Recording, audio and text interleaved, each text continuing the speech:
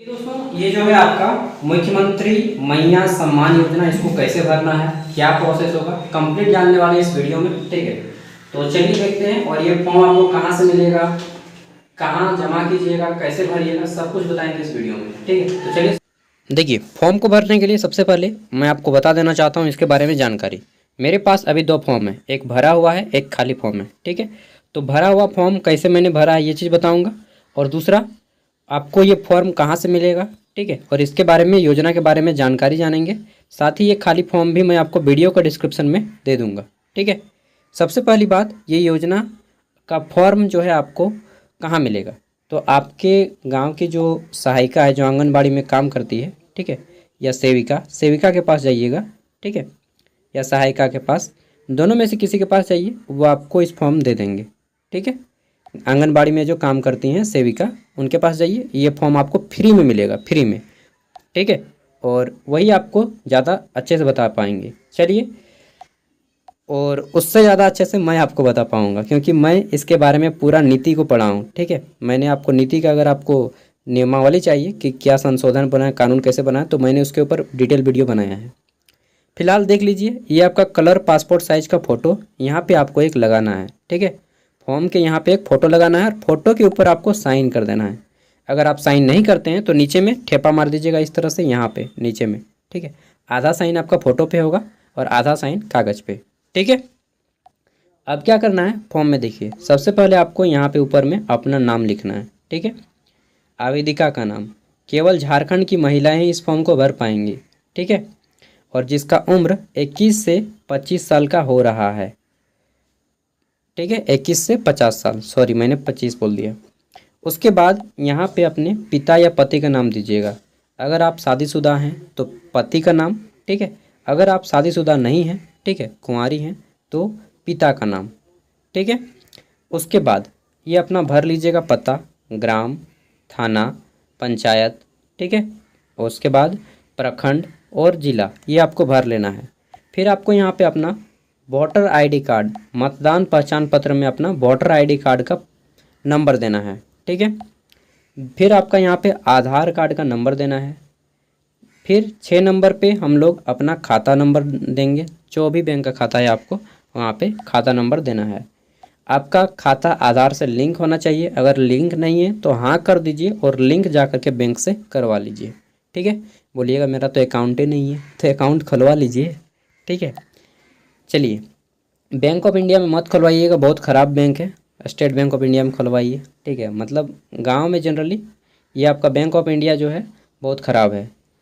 Next है हमका कि बैंक ऑफ, यहाँ पे बैंक का नाम लिखना है, जो भी आपका बैंक है, बैंक का नाम, और कहाँ पे है उस जगह का भी नाम। जैसे बैंक ऑफ इंडिया बैंक का नाम है, कहाँ पे है तो खैरा चातर ये स्थान है, उस स्थान का भी नाम है। ठीक है, बैंक IFSC कोड देना है, प्रत्येक बैंक का IFSC कोड होता है, खाता में ही आपको IFSC कोड लिखा होगा। ठीक है, राशन कार्ड यहाँ पे आपको दे देना है, राशन कार्ड नंबर लिखा होगा राशन कार्ड पे, उसको देख के यहाँ पे भर देना है। पैन कार्ड नंबर यहाँ पे भरना है 11 नंबर पे। 12 नंबर पे आपको बताना है कि आप किस कैटेगरी के हैं, मतलब कोटि, मतलब जैसे पंडित हैं या राजपूत हैं तो सामान्य में आइएगा। ठीक है, आदिवासी हैं तो आप लोग यहाँ पे भर दीजिएगा अनुसूचित जाति। ठीक है, आदिवासी हैं तो। नेक्स्ट आपका अनुसूचित जनजाति, जैसे अगर आप मांझी या फिर मतलब मुंडा हैं, ठीक है, तो बहुत सारे कास्ट आता है, तो अनुसूचित जनजाति ST वाले भरिएगा। अन्य पिछड़ा वर्ग, अगर आप पिछड़ा वर्ग से हैं, OBC हैं, तो यहाँ पे अन्य पिछड़ा वर्ग भरिएगा। इस तरह से टिक लगा देना है और लिख भी देना है। ठीक है, नेक्स्ट है 13 नंबर पॉइंट, उम्र बताना है, कितना उम्र। तो आप अपना आधार कार्ड देखिएगा, आधार कार्ड में जितना उम्र हो रहा है उसी के आधार पे अपना उम्र लिख दीजिएगा।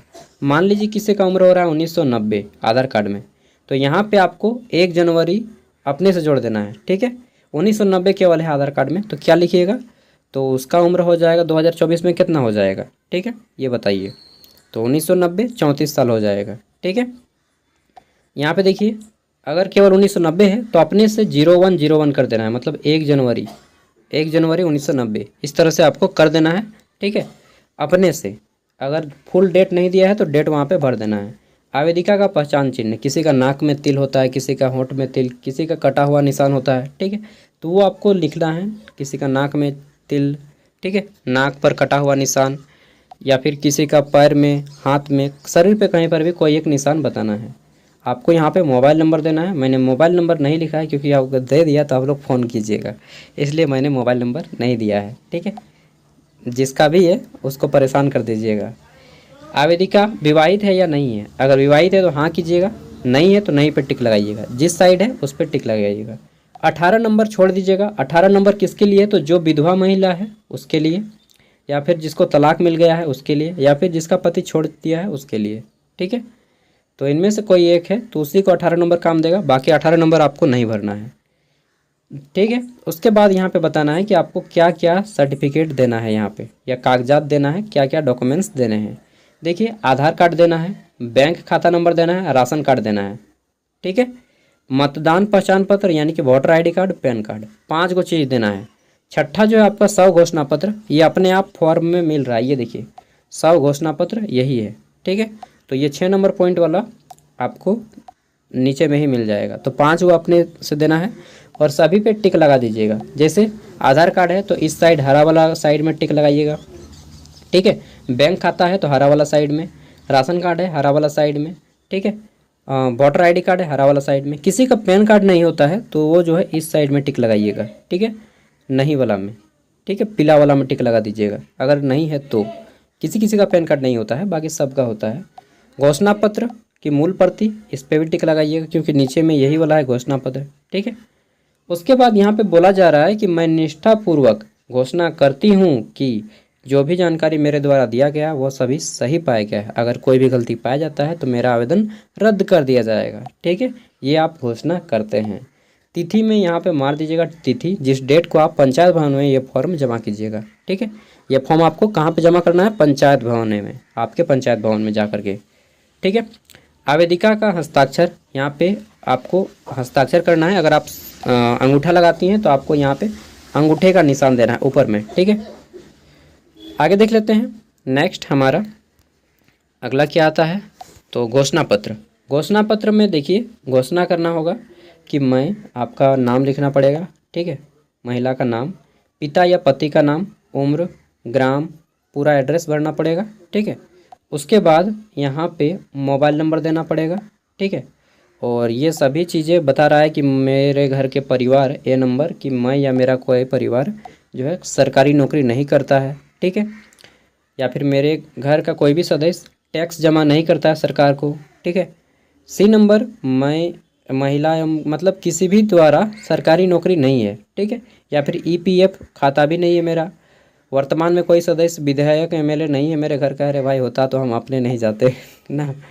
तो ये जनरली उसी के लिए है कि मेरे घर का कोई भी सदस्य सरकारी नौकरी नहीं करता है। अगर आपके घर का कोई भी सदस्य, आपके पिता, ठीक है, या फिर आपके पुत्र, ठीक, पिता या पुत्र, जनरली पिता या पुत्र अगर आपके घर में नौकरी कर रहा है तो उसका फॉर्म नहीं भराएगा। बोलिएगा मेरा भाई, जैसे आप किसी का भाई है और आपका भाई कर रहा है नौकरी, ठीक है, तो क्या आप फॉर्म भर सकते हैं?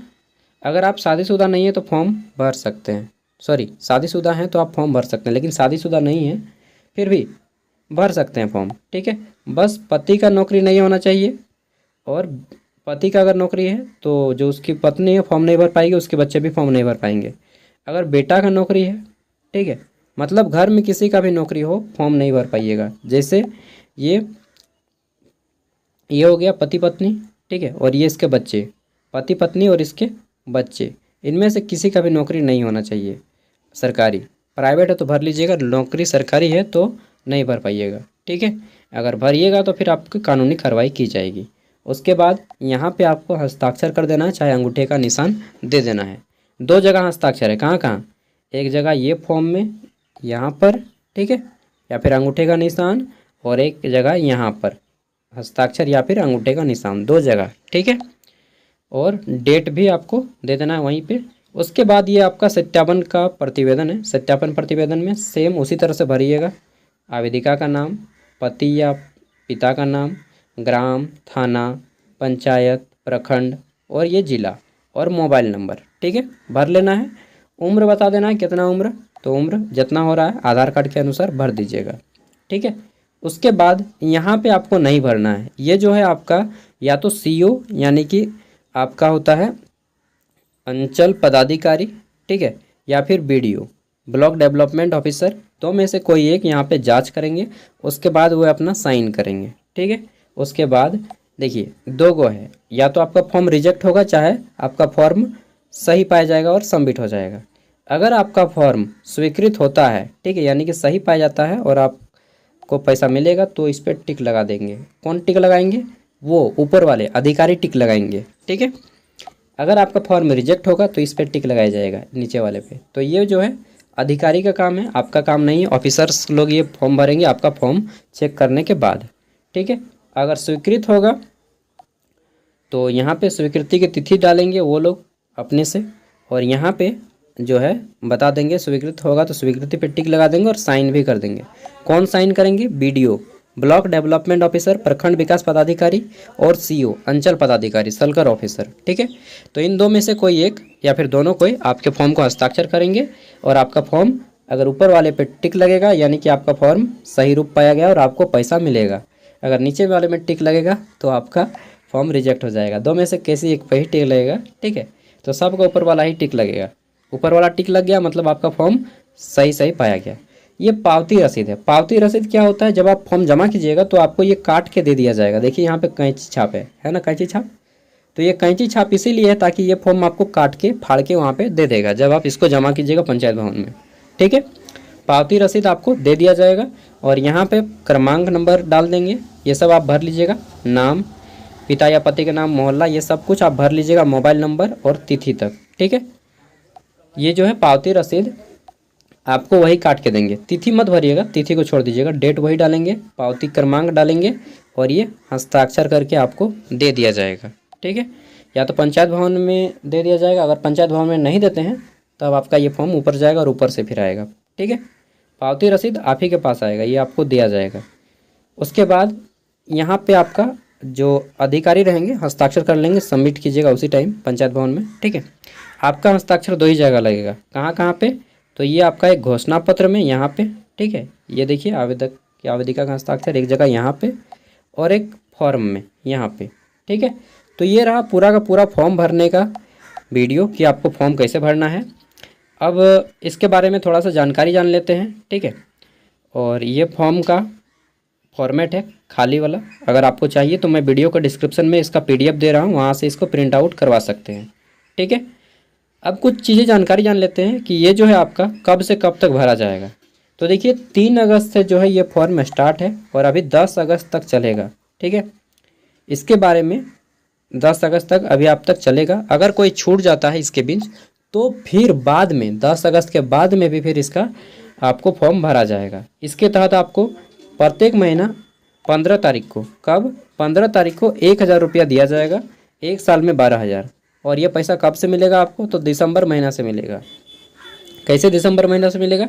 देखिए यहाँ पे लिखा है आपका, कहाँ पे लिखा है चलिए दिखाते हैं। कहाँ पे लिखा है भाई? यहाँ पे ये देखिए, दिसंबर 2024 के बाद आर्थिक सहायता प्राप्त करने हेतु आधार लिंक अनिवार्य है। दिसंबर महीना से ये पैसा मिलेगा, ठीक है। और पैसा मिलेगा या नहीं मिलेगा मतलब मुख्यमंत्री हार गया तो पैसा जा भी सकता है। अगर दूसरा सरकार बना, उसको पसंद नहीं आया ये योजना, तो फिर वो लात मार देगा इस योजना को, ठीक है, हटा देगा, आपका मेहनत भी बेकार जाएगा। चलिए, वैसे भी झारखंड में हर सरकार अपनी मनमर्जी करता है। अब जब चुनाव आया है, 1 महीना बाकी है, अगले महीना चुनाव होगा ठंडा के समय में, अक्टूबर नवंबर में, तो उस समय ये सरकार सोच रहा है कि हम वोट बटोरेंगे और लोगों को 1000 रुपया खिला देंगे, ठीक है। मतलब देते हैं ना कि घर में वोट पैसा देने के लिए, तो वही हो रहा है। 1000 जब 5 साल तक नहीं दिए और अंतिम समय जब चुनाव आ रहा है उस समय आप ऐसा स्कीम निकालिएगा तो क्या बोलेंगे? वोट बटोरने का ही एक तरीका है ना। सभी जानकार लोग यही ना बोलिएगा जी कि वोट बटोरने का एक तरीका है, नहीं तो 5 साल नहीं दे पाए। और जब आपका चुनाव आ रहा है, ठीक है, 1 महीना पहले आप बोलिएगा कि नहीं हम आपको पैसा देंगे 1000, ठीक है। आदमी मूर्ख नहीं है उतना। चलिए, जो भी है, पैसा मिले या ना मिले आपको फॉर्म भर देना है, ठीक है। 3 अगस्त से 10 अगस्त के बीच में अपने पंचायत भवन में। अब देखिए यहाँ पे सब कुछ मैंने बता दिया। दिसंबर से आपका पैसा मिलना शुरू होगा, मिलेगा या नहीं मिलेगा ऊपर वाला मालिक। 3 अगस्त से 10 अगस्त के बीच में ग्रामीण क्षेत्र में प्रत्येक पंचायत भवन में, और शहरी क्षेत्र में कहाँ पे होगा? तो शहरी क्षेत्र में संबंधित जिला उपायुक्त द्वारा चयनित केंद्र, तो आपका जो डिप्टी कमिश्नर रहेंगे डीसी, ठीक है, वो आपका डिसाइड करेंगे कि कहाँ पे लगेगा, शहर क्षेत्र में, ठीक है। विशेष कैंप के बाद भी आवेदक नज़दीकी प्रज्ञा केंद्र कभी भी जा कर के जमा कर सकता है। मान लीजिए आप 10 तारीख तक किसी कारण फॉर्म को नहीं जमा कर पाए, तब आपका प्रज्ञा केंद्र के माध्यम से जमा कर लीजिएगा। कब? 10 तारीख के बाद, ठीक है। 10 तारीख तक अभी आपका पंचायत भवन में कैंप लगेगा, उसी में आप लोग जाइएगा, ठीक है, अपने पंचायत भवन से। और 10 तारीख के बाद कोई छूट जाता है तो अपना प्रज्ञा केंद्र जाइएगा और प्रज्ञा केंद्र से करवा लीजिएगा, ठीक है। अभी 10 दिन मौका है जी, आराम से कीजिए, कोई दिक्कत नहीं है। अपने सबसे पहले क्या करना है, अपने गांव की पंचायत आंगनबाड़ी जो सेविका दीदी रहती हैं या सहायिका, ठीक है, उनके पास जाना है। सेविका के पास ही जाइए, आपको सब कुछ बता देगा। ये फॉर्म भी आपको वही देंगे फ्री में, ठीक है। उसके बाद योजना का नाम क्या है जान लीजिए थोड़ा सा, कि मुख्यमंत्री मैया योजना। इसका नाम पहले रखा गया बहन बेटी योजना, और उसमें रखा गया था कि 25 साल से 50 साल को देंगे, लेकिन फिर बाद में घटा करके 21 साल से 50 साल कर दिया गया और नाम योजना का बदल दिया गया, और इसका नाम किया गया मुख्यमंत्री मैया योजना, और पहले नाम था बहन बेटी योजना, ठीक है। मतलब कितना बार बदलता है देखिए, ठीक है। और इसके तहत आपको 1000 रुपया मिलेगा, ऐसा बोला गया है, ठीक है। चलिए, सब कुछ हो गया। फिर भी अगर आपको डिटेल में जानना है, बहुत डिटेल में, तो आप ये नंबर है, इस नंबर पे फ़ोन करके पूछ सकते हैं। ये नंबर देख लीजिए, ठीक है। शिकायत कर सकते हैं कोई भी कि हमारे यहाँ पे अधिकारी लोग पैसा ले रहा है वगैरह वगैरह, कुछ होता है दिक्कत तो आप यहाँ पे शिकायत भी कर सकते हैं, ठीक है। चलिए, उम्मीद करता हूँ कि आपको यह वीडियो अच्छे से समझ में आ गया होगा, ठीक है। ये लुभावन है एक तरह से कि चुनाव जीत जाएं किसी तरह से ये सरकार किसी के साथ बुरा करे या ना करे, लेकिन युवाओं के साथ बहुत बुरा किया है। जो लोग पढ़ाई लिखाई करके नौकरी का आस लगाया था, बहुत बुरा हुआ उनके साथ, सही बता रहा हूँ एकदम, क्योंकि मैं भी उस त्रासदी से गुजरा हूँ, ठीक है, और गुजर रहा हूँ। चलिए, जो भी है, इसका PDF मैं वीडियो का डिस्क्रिप्शन में दे रहा हूँ, आप लोग जाइए। सबसे पहले कहाँ पे? अपना सहिया दीदी के पास, सहिया बोल रहा हूँ, सेविका के पास, ठीक है, आंगनबाड़ी सेविका, वही आपको सब कुछ बताएंगे, फॉर्म वगैरह देंगे, और वीडियो को देख देख के आप लोग फॉर्म को भर लीजिएगा और पंचायत भवन में जा कर के जमा कर दीजिएगा, ठीक है, ओके। और ये फ़ोटो जो साटिएगा, फ़ोटो पे साइन भी कर दीजिएगा।